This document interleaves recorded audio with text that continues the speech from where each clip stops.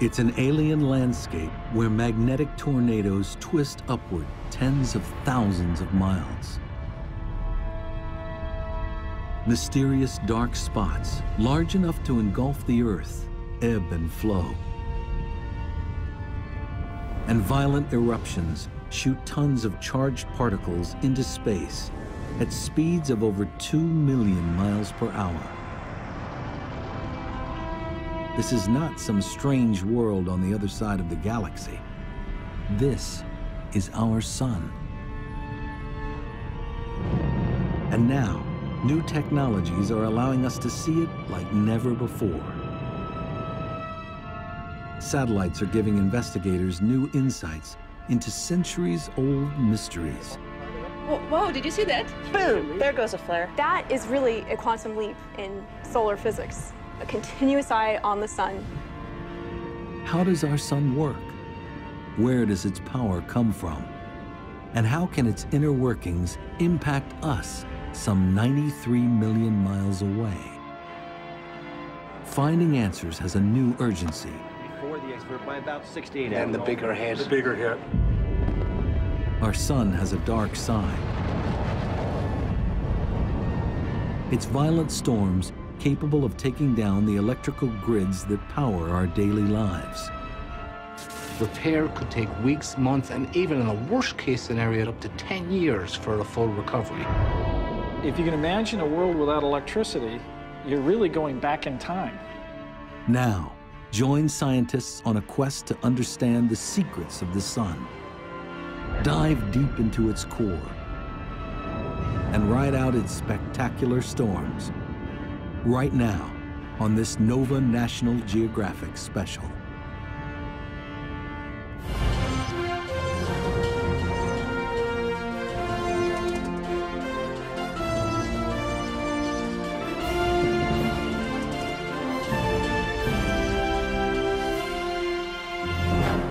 Major funding for NOVA is provided by the following: the David H. Koch Fund for Science, supporting NOVA and promoting public understanding of science. Discovering new knowledge. HHMI. And by the Corporation for Public Broadcasting. And by contributions to your PBS station from viewers like you. Thank you.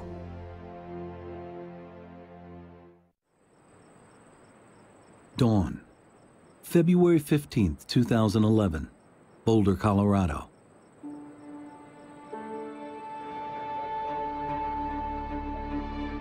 The team at the National Space Weather Prediction Center begins its day as it usually does, carefully watching the surface of the sun. Okay, a 10 centimeter came in today. Although 93 million miles away, forces here can impact Earth in surprising and destructive ways.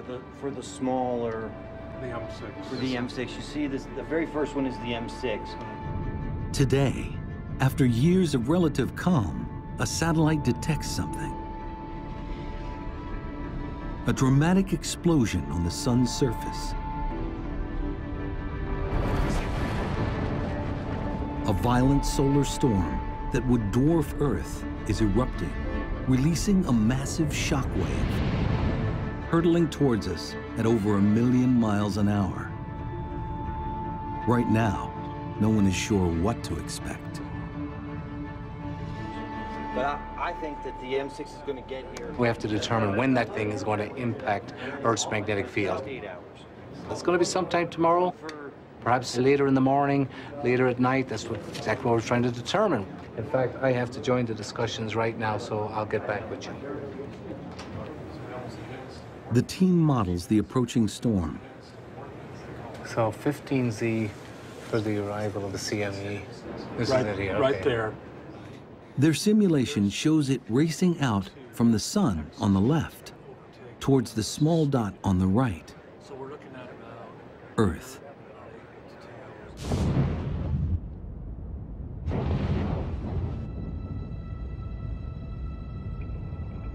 The solar storm carries a 1-2 punch. First is a solar flare, releasing an outburst of X-rays that can reach Earth within minutes. The second, more ominous threat arrives a few days later, a phenomenon called a coronal mass ejection, or CME. It's a wave of billions of tons of electrically charged particles, seen here in this repeating image as it ripples away from the eye of the storm. Together, they could hit like a cosmic tsunami.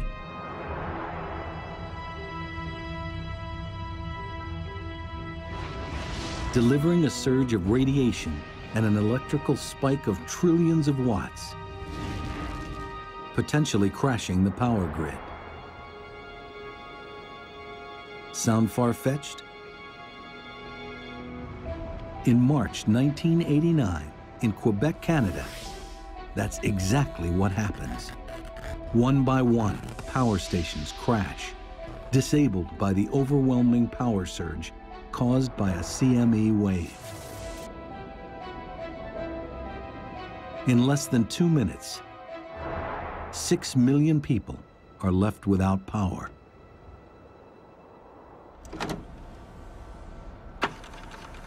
Recently, NASA's Jim Green finds evidence that an even bigger solar storm hit Earth in 1859.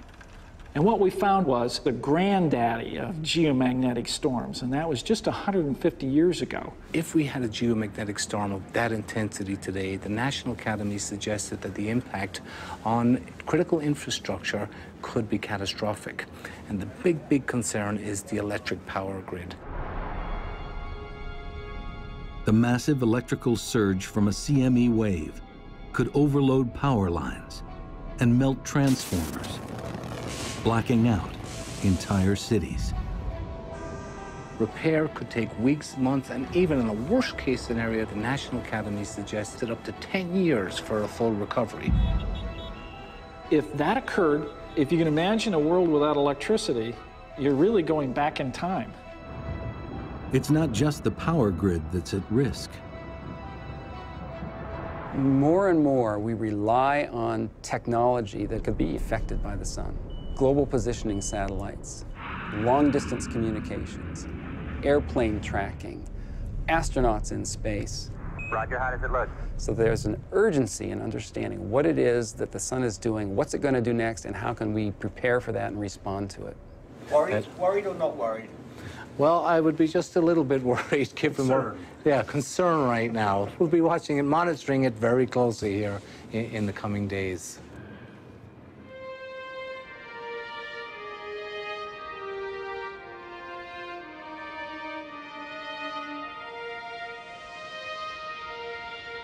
We've gazed at the sun since antiquity.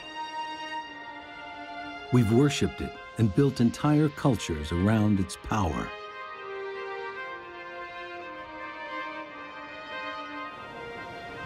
We marvel when it's eclipsed during the day. And when its power lights up the night sky with dancing curtains of light, the aurora.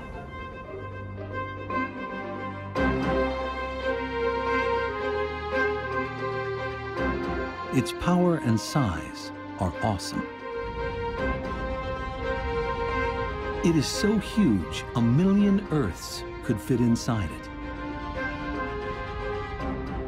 Temperatures at its core soar to 27 million degrees Fahrenheit. It's been shining for over 4 billion years, and will do so for at least 4 billion more.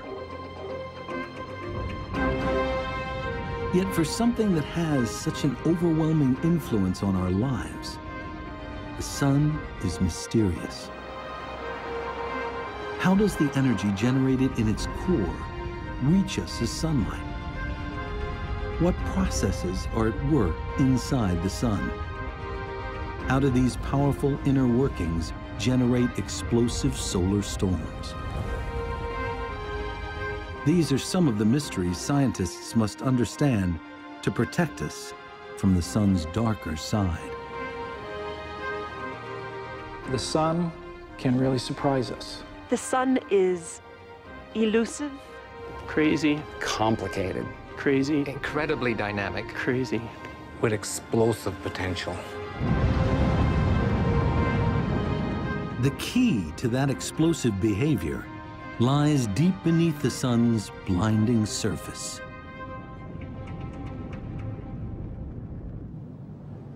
Until recently, seeing inside the sun was impossible. Understanding its internal processes, a pipe dream. But an accidental discovery changes everything. Until the 1960s, much of solar physics relied on things that were like solar dermatology. It was things that were right at the surface or just skin deep. But as physicists study the sun in more detail, they make a surprising discovery. The surface seems to be vibrating, like ripples on a pond. Initially, they think the vibrations are the result of defective instruments. They couldn't get rid of them. They built better instruments, the ripples were still there. They looked at it for 10 years, and they did conferences, they all talked about it, and they harumphed. But what it turned out to be was just sound waves. It is an astonishing revelation. No one expects that the sun can generate sound waves. It leads scientists to see the sun in a completely new way. Our sun vibrates like a giant pipe organ. But instead of air producing the notes, churning gases deep inside send sound waves rippling through its interior. Because a sound wave changes as it moves through different material, we can look at the different frequencies and determine what's happening inside the sun. Geologists are familiar with this. By studying sound waves passing through the Earth's crust, they can see the layers below our feet. A technique called seismology. Similarly, sound waves moving through the sun's interior reveal how it's made up. I can use this organ to illustrate how sound waves work inside the sun. For example, if I hit this low note, it comes from one of these big pipes, big deep sound. And on the sun, that corresponds to a wave that goes very deep into the sun and brings back the information from deep down in the sun. If I turn to a high note, it comes from a much shorter pipe, and on the sun, that's telling us information about very close to the surface of the sun, not very deep at all into the sun.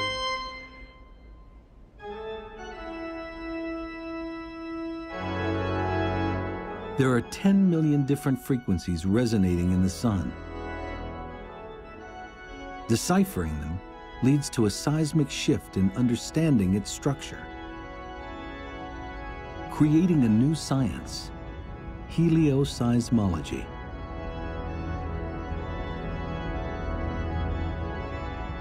Once the helioseismology came along, we could not only see what the surface was, but we could actually tell what the physical processes were underneath. So by looking inside, we can actually see what the sun is doing. It is a powerful tool to see beneath the sun's surface.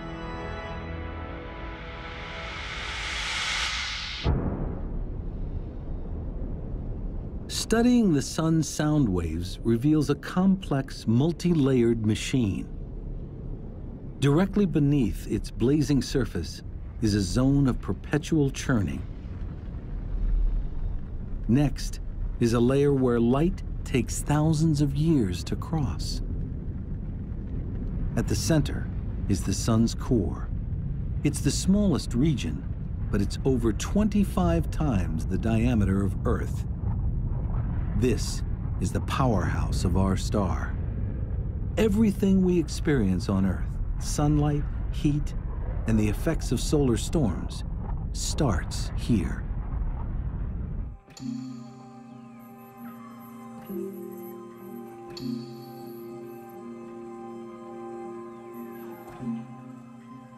So what's it like here? What's the core made of? Well, the sun's a crazy place, right? It's far too hot to be a solid. We know that. Right? Heat it up, it's far too hot to be a liquid. And so you think, well, it's a gas, right? Well, not really. It is this gaseous soup of charged particles that we call plasma. You're more familiar with this soup than you might think. There are plenty of examples. Fluorescent light bulbs, flames, neon lights, perhaps fancy TVs that I can't afford, but these are all plasma. Plasma is sort of all around you. But plasma is radically hotter at the sun's core. The closest thing on Earth is lightning.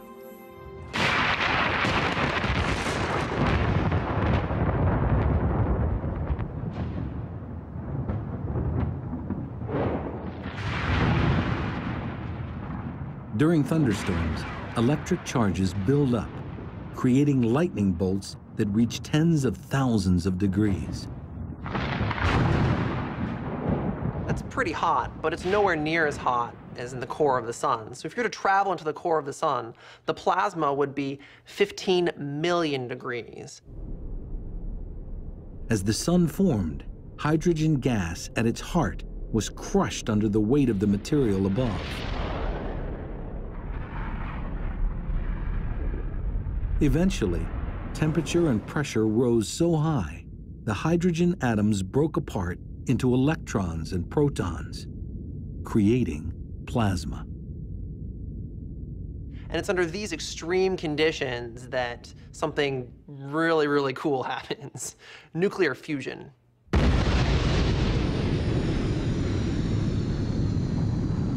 It's the same atomic process inside the hydrogen bomb.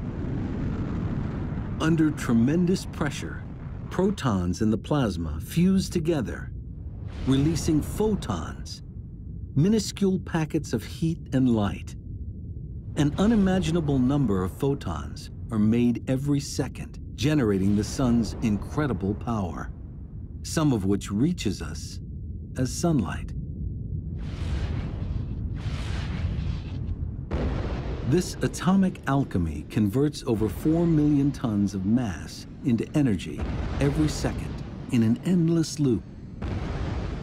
That much mass into energy is the equivalent of 10 billion hydrogen bombs being created every second. The sun does this day in, day out. It's been doing it for 4 billion years, and it's going to continue to do so long after I'm gone.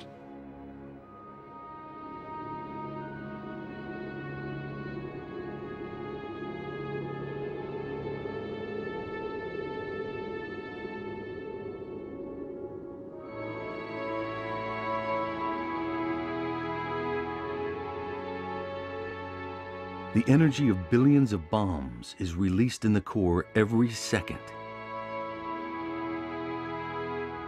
This begs a simple question. So you could ask, well, why doesn't the sun blow itself apart? It's because there's this beautiful balancing act that occurs. In the core of the sun, you've got this pressure from all of this fusion pushing outwards. And the sun is huge, so you have all this gravitational pressure pushing downwards. And so you've got gravity pushing down, and the sun trying to blow itself apart from the inside, and it is this beautiful balancing act between the two that keeps the sun in one piece.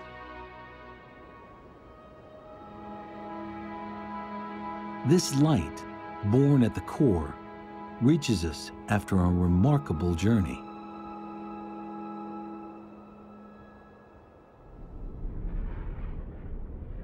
Away from the core, pressure and temperatures drop, and nuclear fusion stops.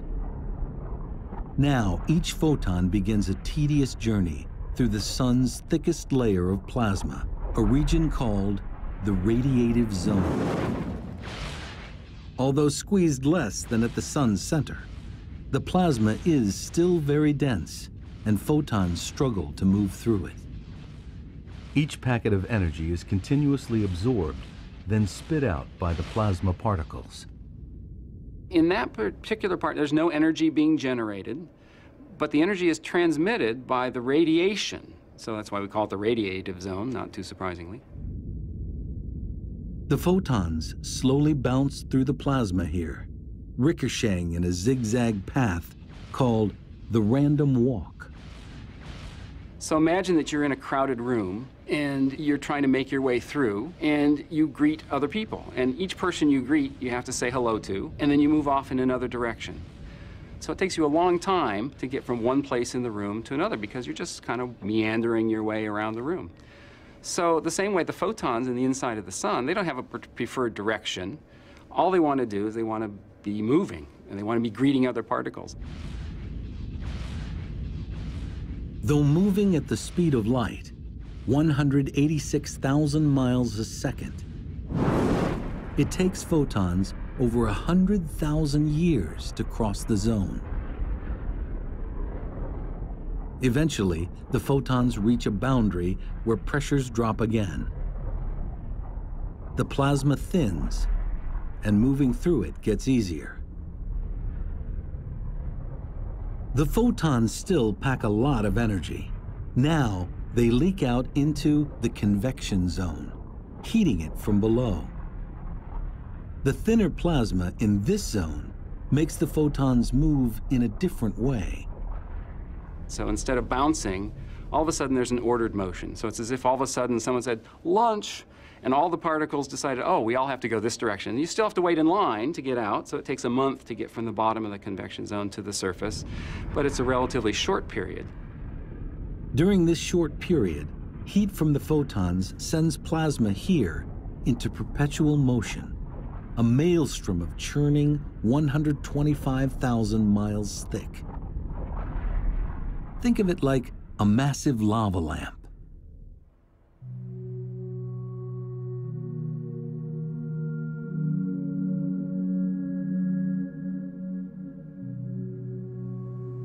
There's heat that enters at the bottom from the light bulb.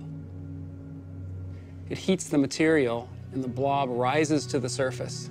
When it gets to the top, it cools off. And when it cools, it gets more dense and falls back down.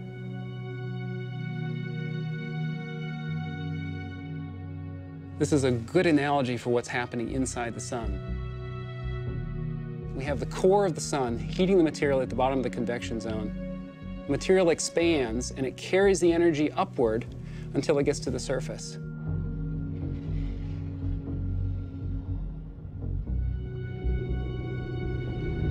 These incredible images reveal convection at the sun's surface, rising and sinking plasma that creates a mesmerizing structure called granulation.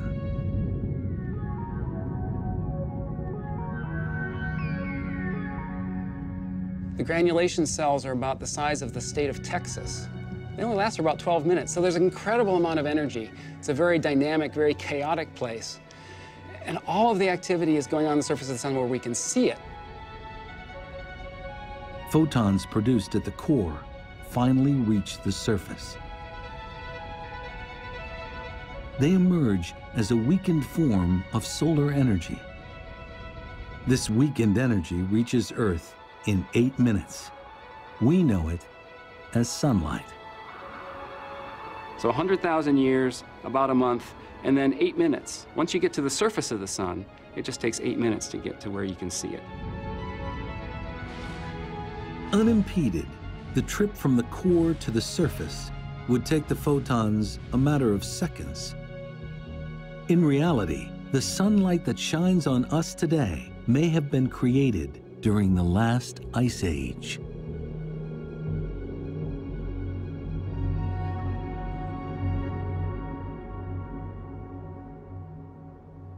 Energy reaching the sun's surface doesn't just result in sunlight. It can also trigger solar storms. Understanding the sun's destructive power requires 24-hour precision surveillance, something that, until recently, was impossible to achieve. 5, 4, go for main engine start. 3, 2, 1, 0. And ignition and liftoff of the Atlas V with the Solar Dynamics Observatory. February 2010. NASA launches its most sophisticated solar satellite yet.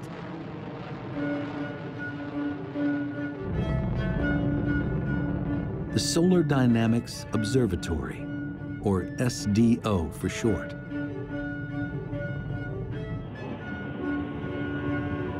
Coming up on Mach 1.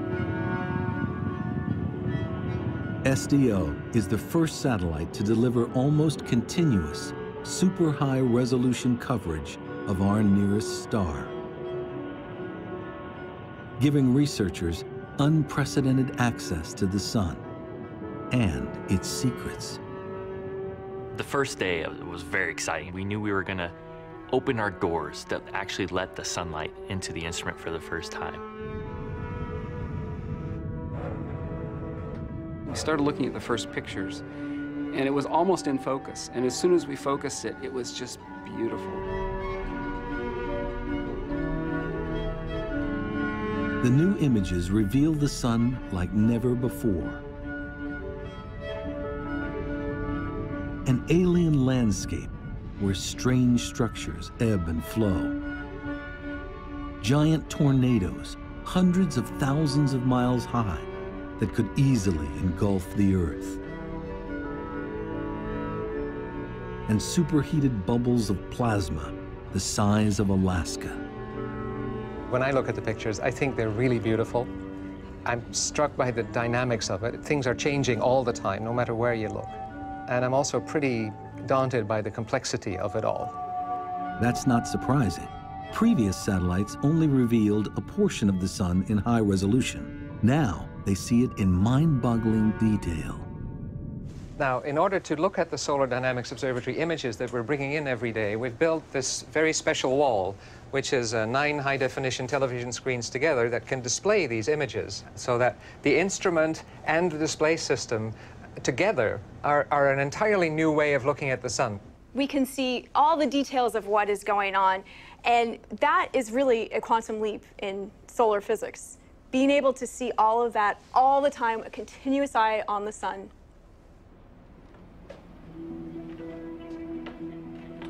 One of the most important aspects of SDO is its ability to see sunlight across a range of wavelengths, the equivalent of looking at things glowing at different temperatures.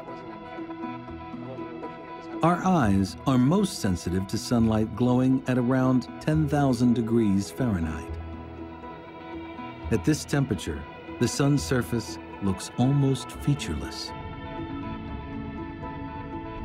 But at hotter wavelengths, normally invisible, a far more dynamic picture emerges.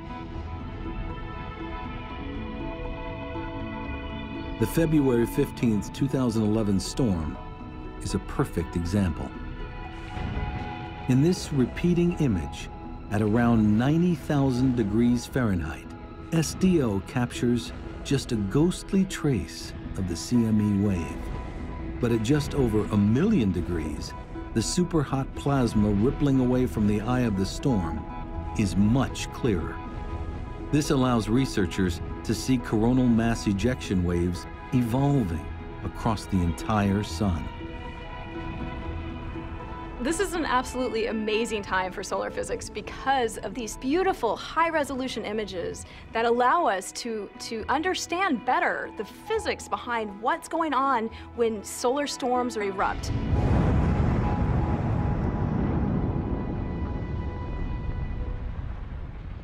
There's that one last photo. Look at this one here. Back at the National Space Weather Prediction Center, That's the M1 here. Bill Murtaugh tracks the storm's CME wave. It carries 1 billion tons of plasma and is now only about 20 hours from Earth. We're bringing it in mid to late on the 17th into the 18th. What they see is alarming. Well, there's actually 3 CMEs that we're looking at. So we bumped up some numbers for late tomorrow. Yeah. It's not a single CME wave, but 1, 2, 3 of them. We won't call it the perfect storm yet or anything, but conditions are lining up for some significant space weather. Their models show trajectory and speed, but the big unknown for Murtaugh is how powerful the waves will be when they hit.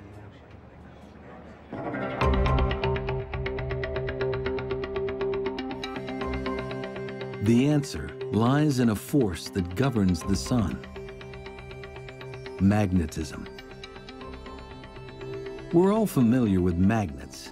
They produce an invisible force that pushes and pulls on charged particles.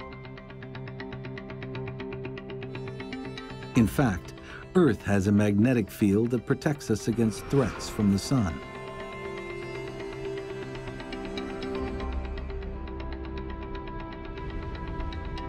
But we are less familiar with the sun's magnetic power, which researchers believe plays a major role in driving solar storms. We've essentially learned that it takes two things to make a star magnetic. It needs to have these convective motions right underneath the surface, the bubbling of the gas. It needs to spin, and the faster it spins, the more active it becomes. And wherever those two things, the bubbling and the spinning, can interact, that's where we see the strongest magnetic activity in stars. Astronomers know that the surface of the sun spins in a strange way.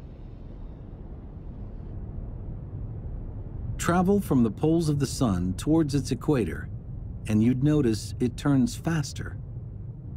Analyzing sound waves inside the sun reveals that the plasma layers beneath the surface also spin at different speeds. That's because they act like fluid, which gets denser towards the core. The interior of the sun is a place of spectacular turmoil. Turmoil that's the key to the sun's magnetism. The motions there, the convection, the differential rotation, the motion from equator to pole, are driving a new force. They're driving a magnetic field. There's a dynamo at work here. A dynamo that's generating a force that we actually experience here on the Earth. It works like a giant wind turbine. Churning plasma in the convection zone stirs up powerful electrical currents, which generate a huge magnetic field. Have upflows here and downflows coming down this way, right? The holy grail for scientists is understanding exactly how this dynamo generates solar storms. The clue lies deep within the convection zone.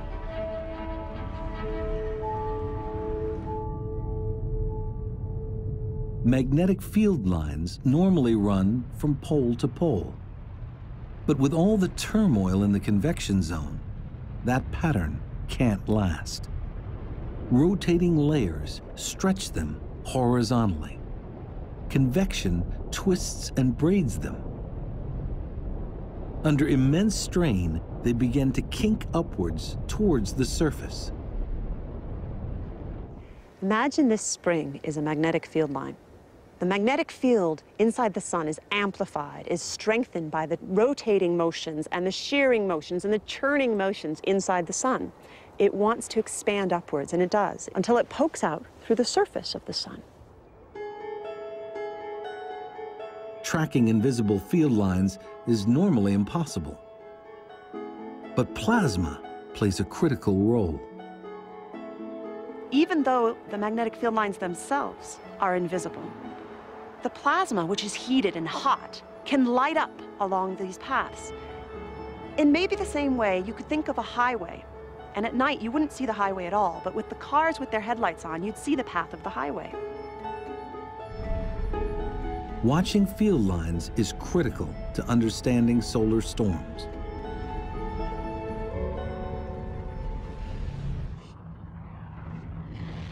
As field lines emerge, they form loops. One end has a positive pole and the other a negative pole. Churning plasma beneath the surface twists these loops, pumping them with energy. If twisted enough, positive and negative parts of the loops cross.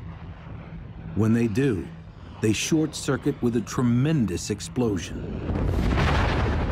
The energy released heats the plasma to millions of degrees, resulting in a spectacular solar flare.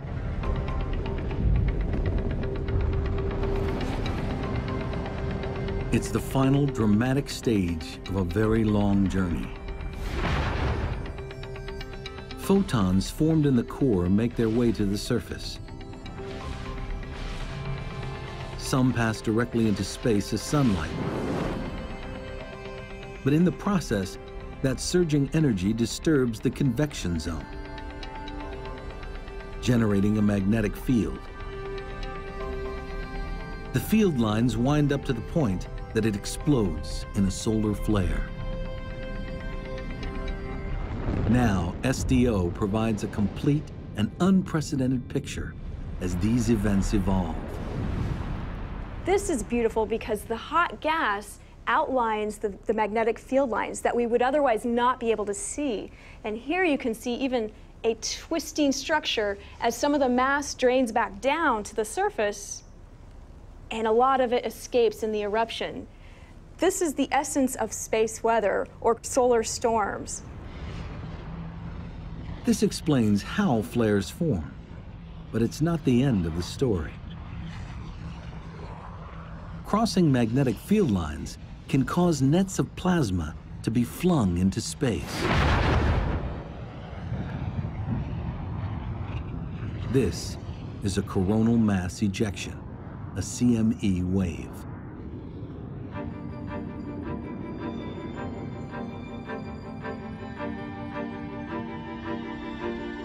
The portrait of how solar flares and CME waves form is coming into focus.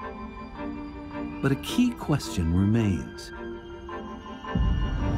CME waves can travel 93 million miles to Earth in a matter of hours. So what gives them such explosive energy?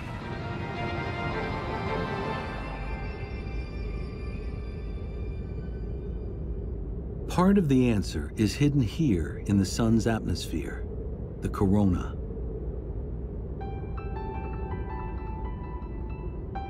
It's made of superhot plasma that blisters at over 3 million degrees Fahrenheit. 300 times hotter than the sun's surface. Some scientists suspect that this heat powers massive gusts of energy that blast CME waves toward Earth at incredible speeds. But why the corona is so hot is an enduring mystery. Understanding it's essential if we want to get to the bottom of how the sun drives space weather and the impact of the sun on the Earth. The fact that the corona is so much hotter than the surface flies in the face of physics. The sun's corona is a very odd place. Take this fire, for example. As I put my hands close, sure, it's warm, but as I pull them away, it gets cold. That's not the case on the sun at all. As you go in close, it's definitely warm, but as I pull away, it actually is warmer still.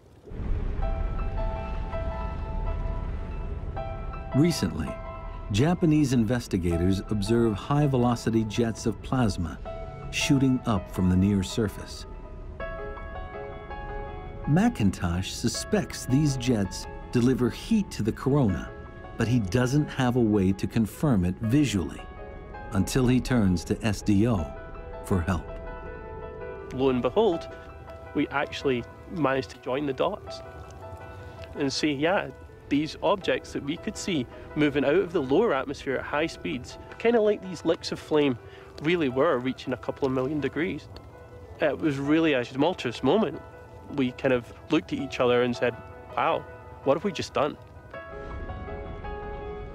They've shown that the plasma jets accelerating upwards from near the sun's surface generate tremendous heat.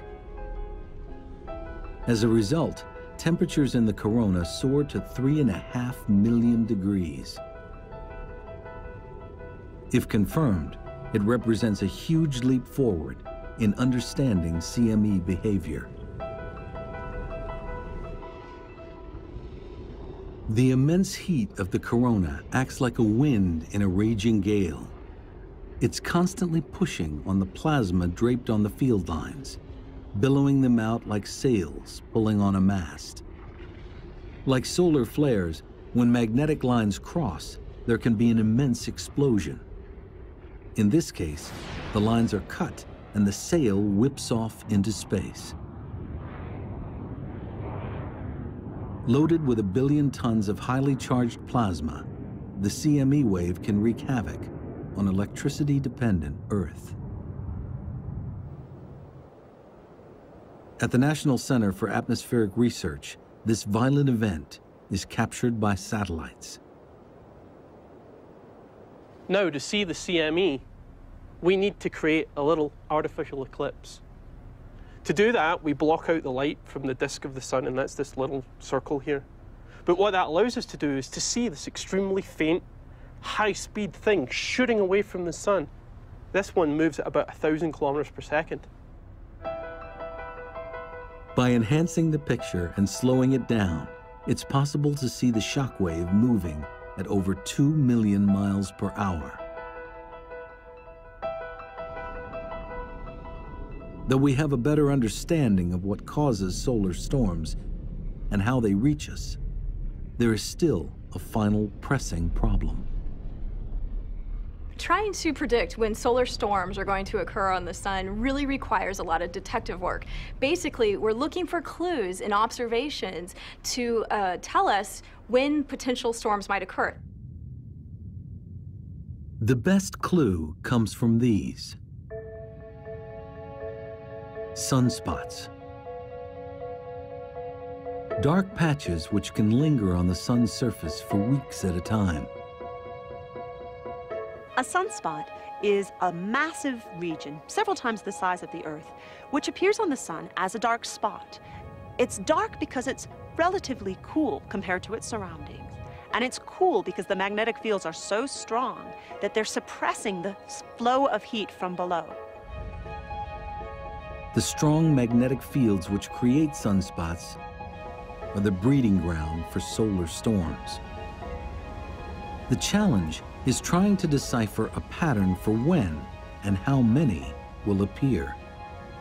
As we watch sunspots over a period of many years, we see something very interesting. The number of sunspots at any given time will wax and wane over a period of about 11 years. And since we now know that sunspots are associated with strong magnetic fields, this tells us that the sun's magnetic fields are likewise going through a cycle. The constant churning and twisting inside the sun creates a powerful dynamo, the biggest electrical generator in the solar system. The magnetic field lines it produces get so wound up that roughly every 11 years, the magnetic poles of the sun reverse. After that, calmer magnetic activity prevails and fewer sunspots form, a period called solar minimum. But because of the sun's turbulent nature, the field gradually winds up again. As it does, magnetic outbursts are far more common, a period called solar maximum. The solar cycle actually determines the personality of the sun. During solar maximum, it can get very angry and it can throw off solar storms that are sometimes directed at the Earth. And during solar minimum, it becomes much more subdued. There aren't as many sunspots, there aren't as many solar storms occurring. The activity cycle basically determines how the sun is going to act. Prior to the solar storm of February 15th, 2011, things were pretty quiet on the sun. But that outburst marks an ominous turning point. The sun's magnetic activity is winding up again as it heads towards solar max. Just a few days ago, Bill Murtaugh and the team at the Space Weather Prediction Center witnessed the turn. Arrival of the X2 and the M6, if it comes in with any geoeffectiveness, between 12 and 1800. So that's what we're seeing. It's now time to let the world know what it might expect. Nothing higher than In the next couple of minutes here, we're going to have to make a decision and make the prediction that this coronal mass ejection is going to arrive at whatever time tomorrow, and the geomagnetic storm will ensue, of course, once it arrives. With the event we had... Murtaugh knows that the severity of the storm depends mainly on two things: how strong the CME's magnetic field is, and at what angle it hits Earth's own magnetic field. CME waves approach Earth like a slowly rotating shield. One end is positively charged, the other negative. With magnetism, opposites attract, and like poles repel. If the wave's positive pole lines up with the Earth's positive pole, most of the power of the storm will be repulsed. But if opposite poles line up, the plasma the waves are carrying will hit with full force. Did you say it came in at 115? 114. Murtaugh makes his final assessment only hours before impact. It could be larger, more complicated, typically, than just your single coronal mass ejection. I think we've nailed the forecast. Okay. I'd like to think so. According to the observations, the CME wave will be repelled. We don't expect it to be too strong. We'll see moderate storming levels, which is good enough to produce some aurora borealis down in the United States, down along the Canadian border, northern tier states, and it will cause some minor problems to the power grid and whatnot. Space weather for the next 24 hours is expected to be minor. Radio blackouts reaching the R1 level are expected. This time, we dodged a bullet. But disturbing evidence suggests the Earth will not always be so lucky.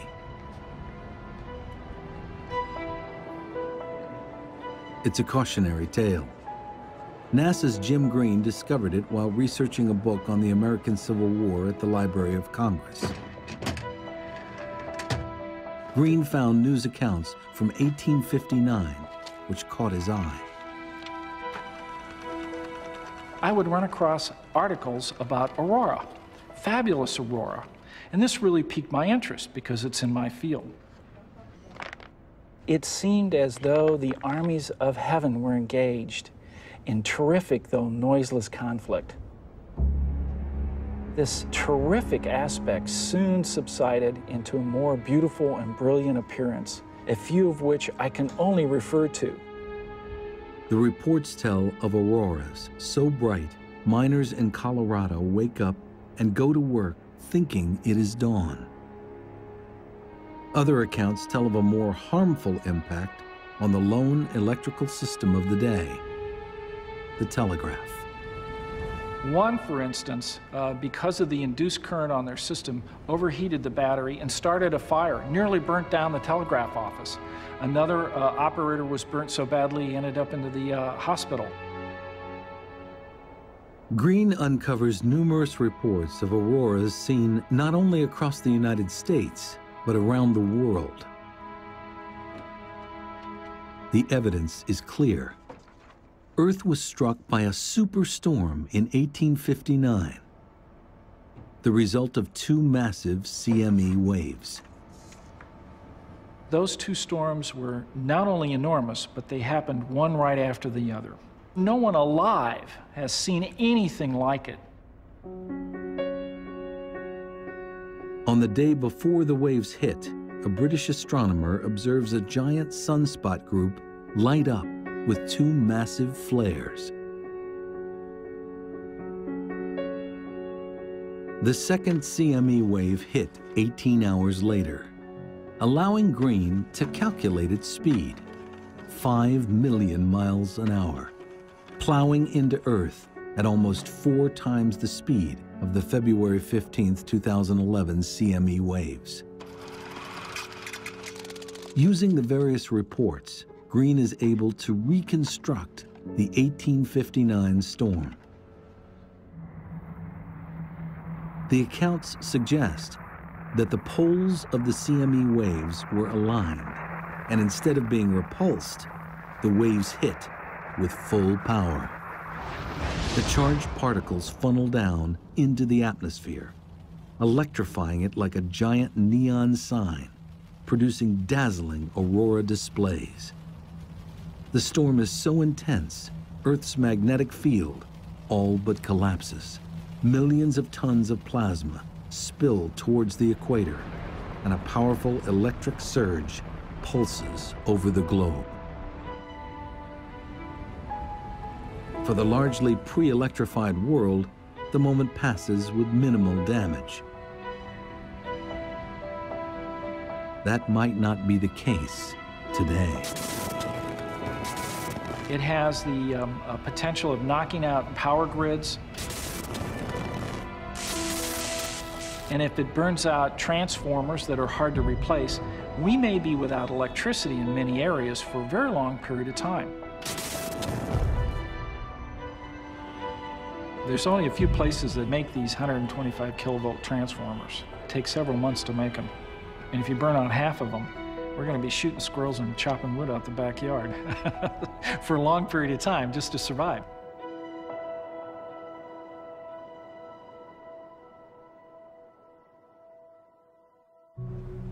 Everything grows, building up. but the 3Ds really... Today's solar scientists believe it's not if, but when the next big one will strike. With the next solar maximum due in 2013, it begs an all-important question. Can we predict when the next solar storm will hit? No. Maybe. No. Maybe. No. Maybe. And the reason why is we've learned so much about the sun. We're getting better at it, but we have a long way to go. And the more we look at some of these historic events, the more we get a deeper appreciation for what we need to know. Today, we see the sun better than ever before. We're beginning to understand it from the inside out. But its unpredictable personality means there will always be uncertainty when living with a star.